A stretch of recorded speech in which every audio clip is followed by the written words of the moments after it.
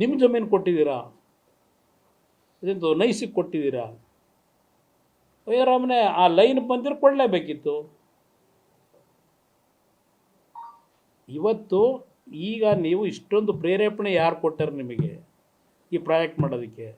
ಆಮೇಲೆ ಅದೇನೋ ಒಂದು ಹೇಳಿದಿರಿ, 1000 ಎಕರೆ ಯಡಿಯೂರಪ್ಪ ಕಾಲದಲ್ಲಿ ನನ್ನ ಅಧಿಕಾರ ಹೋದ್ಮೇಲೆ ಅಲ್ಲಿ ಯಾವುದೋ ಡಿನೋಟಿಫಿಕೇಷನ್ ಆಗಿದೆ ಅಂತೇಳಿ. ಅವರು ಯಾಕೆ ಮಾಡ್ಕೊಂಡವ್ರೆ ಅಂತಂದ್ರೆ ವಿಷಯ ತಿಳ್ಕೊಂಡಿದ್ಯಪ್ಪ, ಯಾಕೆ ಮಾಡವ್ರೆ ಅಂತ. ಯಾರ್ದು ಭೂಮಿ ಯಾವತ್ತು ಡಿನೋಟಿಫೈ ಮಾಡಿರೋದು?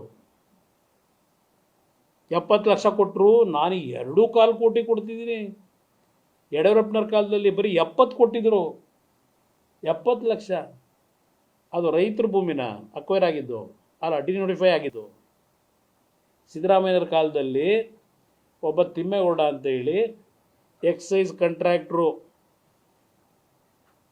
ಕಾಂಟ್ರಾಕ್ಟ್ರು ಅವರು ಡಿಫಾಲ್ಟ್ ಆಗಿದ್ದರು, ಸರ್ಕಾರಕ್ಕೆ ದುಡ್ಡು ಕಟ್ಟಿರಲಿಲ್ಲ. ಇದೇ ಸಿದ್ದರಾಮಯ್ಯನವ್ರ ಕಾಲದಲ್ಲಿ ನೀನು ಒನ್ ಟೈಮ್ ಸೆಟ್ಲ್ಮೆಂಟ್ ಮಾಡೋದಾದರೆ ಇಷ್ಟು ದುಡ್ಡು ಬಿಟ್ಕೊಡ್ತೀವಿ, ನೀನು ದುಡ್ಡು ಕಟ್ಟು ಅಂದರು. 500 ಕೋಟಿನೋ 400 ಕೋಟಿನೋ 600 ಕೋಟಿನೋ ಸರ್ಕಾರಕ್ಕೆ ಕಟ್ಟು ಅಂದರು ಸಿದ್ದರಾಮಯ್ಯರ ಕಾಲದಲ್ಲಿ. ಅದರ ಬ್ಯಾಕ್ಗ್ರೌಂಡ್ ನಿಮ್ಮ ಗಮನಕ್ಕೆ ತರ್ತೀನಿ. ಯಾಕೆ ಹೋರಾಟ ಮಾಡಲಿಲ್ಲ ಆಗ?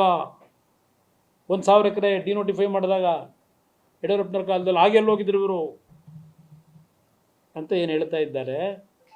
ಆ ಲ್ಯಾಂಡು ಒಂದು 20 ಎಕರೆ ಬಿಟ್ಟು ಇನ್ನುಳಿದ 900 ಎಕರೆ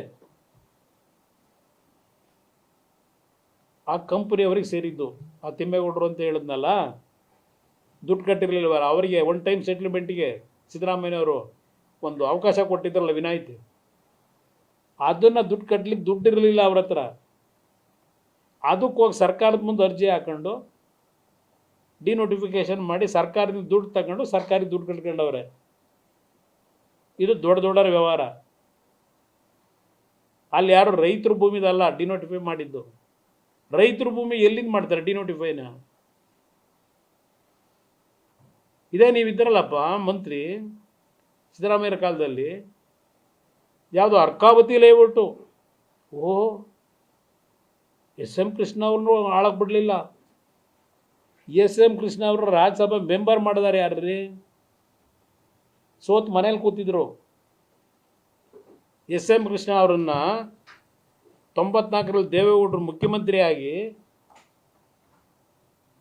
ರಾಜ್ಯಸಭೆಗೆ ಅವ್ರು ಹೋಗಬೇಕಾದ್ರೆ ಈ ಮನುಷ್ಯಂದ ದೇವೇಗೌಡರು ಕೊನೆ ಹಂತಕ್ಕೆ ಹೋಗಿ ಅದು ಸೆಕ್ಯುಲರ್ ಜೀವನದಲ್ಲಿ ಅಳವಡಿಸ್ಕೊಂಬಂದು ನಿಮ್ಮನ್ನು ನಂಬಿ ಅವತ್ತು ಎಸ್.ಎಂ. ಕೃಷ್ಣ ಅವ್ರನ್ನ ಕಳಿಸಿದ್ದು ನೀನಲ್ಲ ಕಣಪ್ಪ. ಪಾರ್ಲಿಮೆಂಟ್ ರಾಜ್ಯಸಭೆಗೆ ದೇವೇಗೌಡರು ಕಳಿಸಿದ್ದು.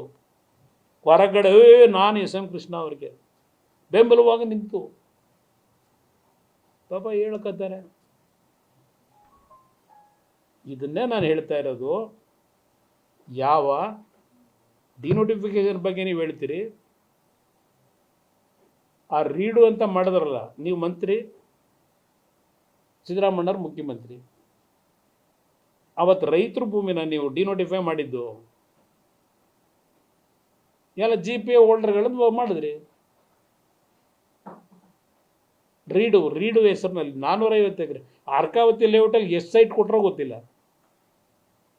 3,800 ಎಕರೆನೇನೋ ಅಕ್ವೈರ್ ಮಾಡಿ ಕೊಟ್ಟಿದ್ದ ಸೈಟ್ ಎಷ್ಟು? ಇನ್ನೂ ನಿಮ್ಮ ಯೋಗ್ಯತೆಗೆ ನಾನು 2007 ಯಾವಾಗ ನನ್ನ ಸರ್ಕಾರದ ಮೇಲೆ ಅಟ್ಯಾಕ್ ಮಾಡಿದ್ರಿ ನೀವೆಲ್ಲ, ರೈತರು ಭೂಮಿಯೆಲ್ಲ ಒಡೆಯ ಕೊಟ್ಬಿಟ್ಟಿದ್ದೀರಿ ಅದು ಇದು ಅಂತೇಳಿ, 1,60,000 ಎಕರೆ ಅಂತ ಹೇಳ್ದಲ್ಲ, ಭಾಷಣ ಮಾಡಿದ್ದೀರಿ, ರೆಕಾರ್ಡಲ್ಲಿದೆ. ಆಗಸ್ಟ್ 15, 2007 5 ಬಡಾವಣೆಗಳಲ್ಲಿ BDAಯಿಂದ ಹೊಸ ಬಡಾವಣೆ ರಚನೆ ಮಾಡ್ತಕ್ಕಂಥ ಘೋಷಣೆ ಮಾಡಿದೆ. ಶಿವರಾಮ್ ಕಾರಂತ್ ಬಡಾವಣೆ, ನಿಜಲಿಂಗಪ್ಪ ಬಡಾವಣೆ, ದೇವರಾಜ ಅರಸು ಬಡಾವಣೆ, ಅಲ್ಲಿಂದ ಶಿವರಾಮ್ ಕಾರಂತ್ ಬಡಾವಣೆ. ಈ 5 ಬಡಾವಣೆಗಳನ್ನು, ವಿಶ್ವೇಶ್ವರಯ್ಯ ಬಡಾವಣೆ, ನಾನೇನು ತೀರ್ಮಾನ ಘೋಷಣೆ ಮಾಡಿದೆ ಇದರಲ್ಲಿ ಮಾಣಿಕ್ ಶಾ ಪೆರೇಡ್ ಗ್ರೌಂಡ್ನಲ್ಲಿ 20 ವರ್ಷ ಆಗೈತಲ್ಲಪ್ಪ. ಎಷ್ಟು ಸೈಟ್ ಹಂಚಿದಿರಿ ಅಲ್ಲಿ ಜನಕ್ಕೆ? 5 ಬಡಾವಣೆ ಮಾಡಿ ಇಲ್ಲಿವರೆಗೆ. ಈಗ ಟೌನ್ಶಿಪ್ ಮಾಡಿ ವಿಶ್ವ ದರ್ಜೆ ಬೆಂಗಳೂರು ದಕ್ಷಿಣ, ರಾಮನಗರ ಹೆಸರಿದ್ರೆ ಬೆಲೆ ಬರೋಲ್ಲ.